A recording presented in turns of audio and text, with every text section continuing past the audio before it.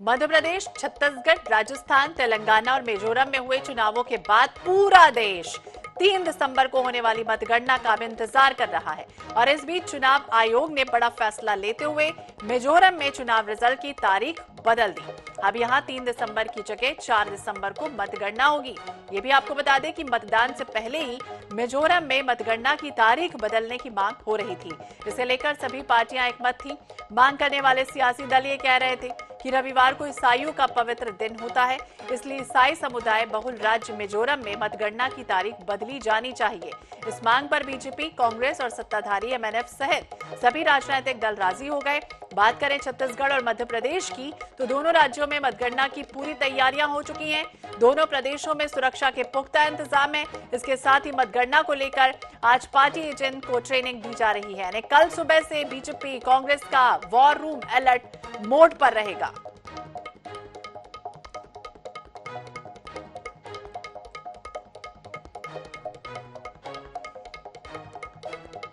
तो मध्य प्रदेश और छत्तीसगढ़ में मतगणना की पूरी तरह से तैयारियां हो चुकी हैं। डाक मत पत्र सबसे पहले गिने जाएंगे।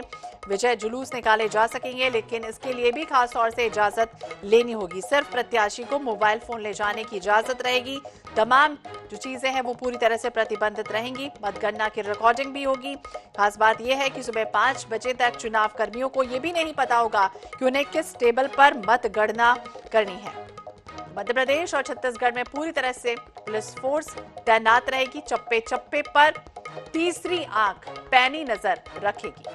और INS 24/7 पर तमाम दर्शकों के लिए खास तौर से INS 24/7 दिन भर आपको अपडेट देता रहेगा रिजल्ट से जुड़ी हुई।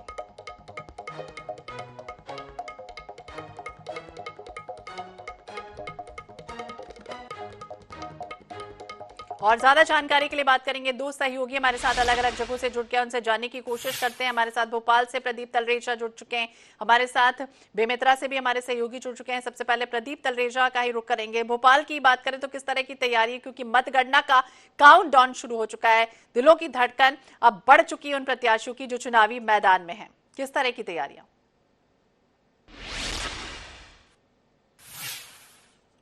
देखिए सोनल, बिल्कुल मध्य प्रदेश में अगर बात करें तो काउंटडाउन शुरू हो चुका है मतगणना को लेकर। देखिए अब ज्यादा समय बचा नहीं है और ऐसे में दोनों ही राजनीतिक दलों के साथ साथ निर्दलियों की धड़कनें भी कहीं ना कहीं बढ़ी हुई हैं। देखिए अगर आप बात की जाए तैयारियों की, तो चुनाव आयोग ने इसके लिए तमाम तैयारियां लगभग पूरी कर ली हैं। किसी प्रकार की कोई परिस्थिति ऐसी न बने, कोई अप्रिय घटना न घटे, इसको लेकर के तमाम सक्रियताएं जो है वो लगातार देखी गई थी। देखिए सबसे बड़ी बात यह है कि जब चुनाव चालू हुए थे, चुनाव का जब आचार संहिता लगी थी, उसके बाद से ही लगातार निर्वाचन आयोग इस चीज को लेकर सख्त था कि किसी प्रकार के ऐसे प्रयास न हो जिससे कहीं ना कहीं ये कहा जा सकता है निर्वाचन की प्रक्रिया में बाधा उत्पन्न हो। और उसको निपटने के लिए देखिए तमाम प्रकार के प्रयास जो है वो लगातार किए गए। देखिए लगातार जो यहाँ पर जो अधिकारी रहेंगे उनकी लगातार समय समय पर ट्रेनिंग हो रही है। किस प्रकार से उनको चुनाव में लेकर जाना है, किस प्रकार से मतगणना होंगी, इन सभी तमाम चीजों को लेकर देखिए उनको लगातार अभ्यर्थियों को जो है यहाँ पर प्रशिक्षण भी दिया जा रहा है।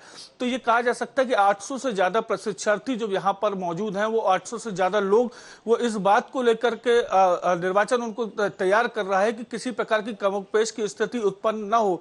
और यही सबसे बड़ी वजह देखी जा रही है। देखिए इस बार निर्वाचन ने एक अलग प्रक्रिया जरूर की थी। देखिए जो 80 साल से अधिक वर्ग के लोग हैं उनको घरों तक पहुंचना और घरों से पहुंचने के साथ साथ तमाम उनके मतदान करवाना, साथ साथ जो दिव्यांग जन है उनके मतदान को लेकर होते। देखिए तमाम प्रयास जो है हालांकि निर्वाचन आयोग ने किए थे और उसमें अच्छी खासी सफलता भी देखे मिल रही थी।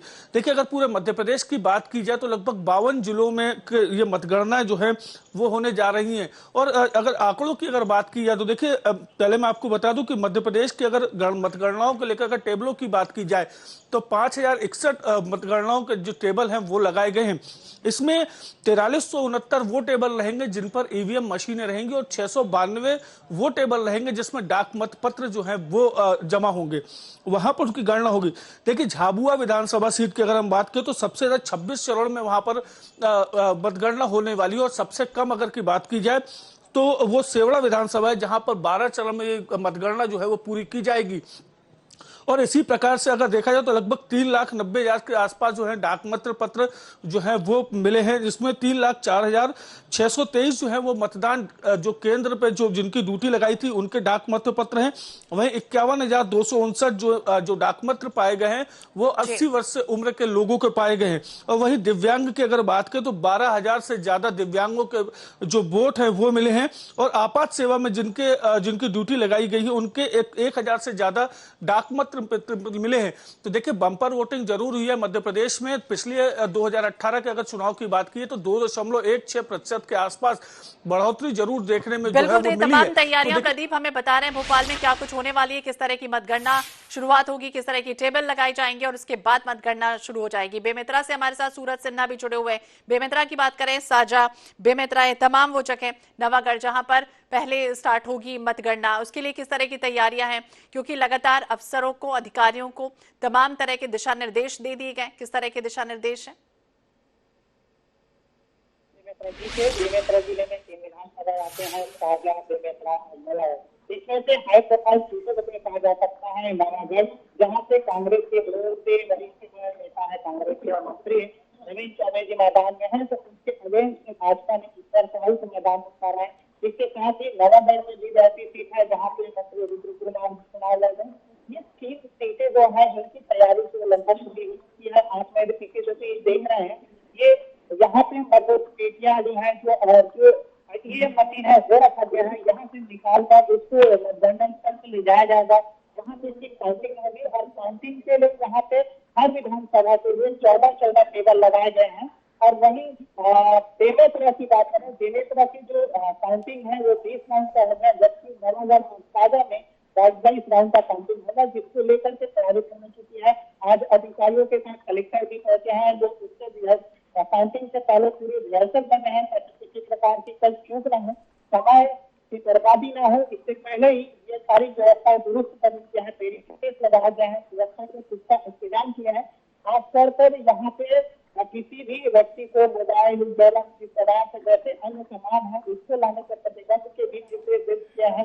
कल ये मंडी प्रांगण है, इनके 2 गेट हैं, दोनों गेट बंद रहेंगे। वहाँ से केवल 5 गाड़ी ही अंदर आ जाएंगे और काउंटिंग के लिए यहाँ 550 से अधिक कर्मचारियों की ड्यूटी लगाई गई है जो मतदान कराएंगे। तो बिल्कुल ये तमाम तैयारियों का जिक्र हमें बता रहे हैं सूरज की किस तरह से होने वाला है। मनोज नायक भी हमारे साथ रायपुर से जुड़ चुके हैं। रायपुर की बात करें और छत्तीसगढ़ की अगर बात करें, 2 चरणों में चुनाव हुए, 90 विधानसभा सीटें और ऐसे में 33 ऐसे केंद्र बनाए गए हैं। तो किस तरह की तैयारियां, किस तरह की गाइडलाइन, दिशा निर्देश दिए गए? सुबह 8 बजे से मतगणना प्रारंभ होगी और आपको बताना चाहूंगा कि रायपुर की बात करें तो यहाँ पर जो है 7 विधानसभाओं की मतगणना जो है सुबह 8 बजे प्रारंभ होगी और सुबह सबसे पहले जो है डाक मत पत्रों की गणना शुरू की जाएगी और इसके बाद जो करीब आधे घंटे बाद जो ईवीएम के जो मतों की गणना शुरू होगी और इसे लेकर यहाँ पर पूरी तैयारियां हो चुकी है। और आप देख सकते हैं यहाँ पर जो है सुरक्षा बल के जो जवान है, पुलिस के जो जवान है, वे यहाँ पर इकट्ठे हुए, उन्हें अधिकारी जो है कल को लेकर दिशा निर्देश दे रहे हैं। जो तेजबहार स्थित जो काउंटिंग का केंद्र है वहां जो है 3 स्तर की जो है सुरक्षा रहेगी। पहले स्तर पर जो है राज्य पुलिस के जवान और मजिस्ट्रेट तैनात रहेंगे। इसके बाद जो है दूसरे लेयर में जो है राज्य सशस्त्र बल के जवान तैनात होंगे। और अंदर की बात करें जहां पर पूरे मतों की गणना होगी, यहाँ पर जो है सीआरपीएफ के जवान तैनात रहेंगे। हम अभी हमारे साथ कुछ अधिकारी भी हैं, हम उनसे भी बात कर लेते हैं। तो कल बड़ी सुरक्षा तैनात रहेगी। अभी आप देख सकते हैं यहाँ पर जो है दिशा निर्देश दिए जा रहे हैं। साथ ही साथ आपको बताना चाहूंगा कि पूरे 90 विधानसभाओं के लिए जो है 90 ऑब्जर्वर के साथ 90 रिटर्निंग अधिकारी तैनात रहेंगे। इसके अलावा जो है मतगणना के जो कार्य में है पूरे स्टेट में जो है करीब 4600 मतगणना कर्मी लगेंगे। इसके अलावा जो है अंदर किसी भी प्रकार के इलेक्ट्रॉनिक गैजेट या सिगरेट, तंबाकू, गुटखा, यह सारे सामान जो ले जाना प्रतिबंधित किया गया है।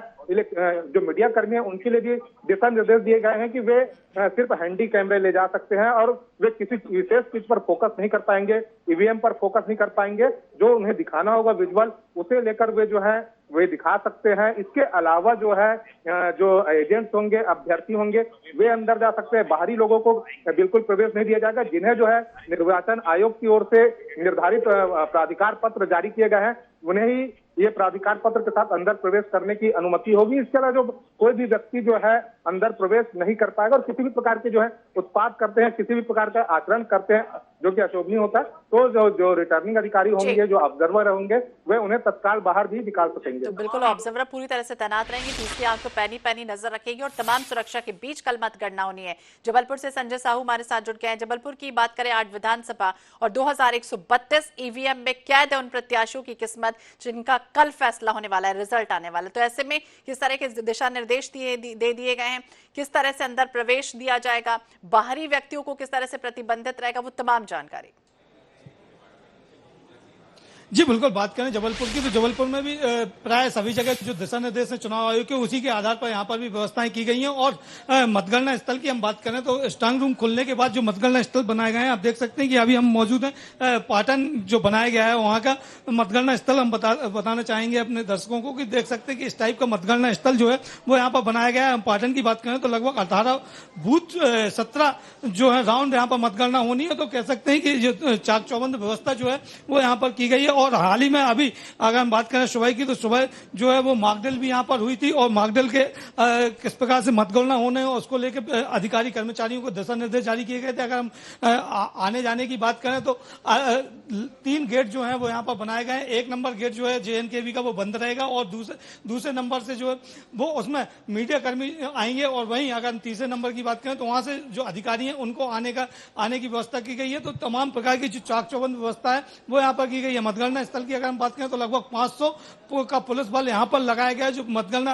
अंदर जो परिसर है उसमें रहेगा, 500 जो है मतगणना परिसर के बाहर रहेगा। और फिर अगर हम रोड की बात करें तो रोड में भी लगभग 500 का बल तैनात रहेगा। तो कह सकते हैं कि ये चाक चौबंद व्यवस्था जो है वो पुलिस प्रशासन द्वारा की गई है। मॉकड्रिल करके जो अधिकारी कर्मचारी हैं उनको बताया गया है कि किस प्रकार से हम मतगणना करेंगे। और मतगणना का जो टाइम रखा गया है वो सुबह 7 बजे रहेगा।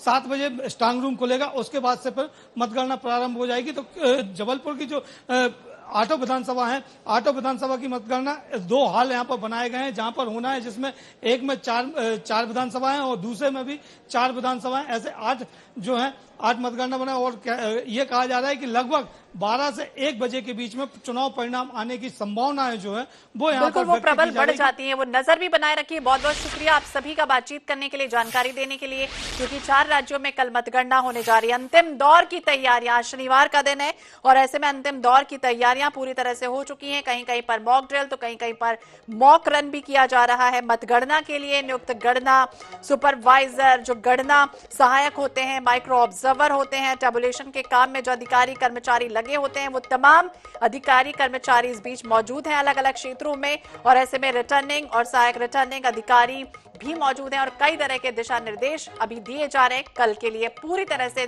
चाक चौबंद व्यवस्थाओं के बीच तैयारियां पूरी तरह से हो चुकी हैं।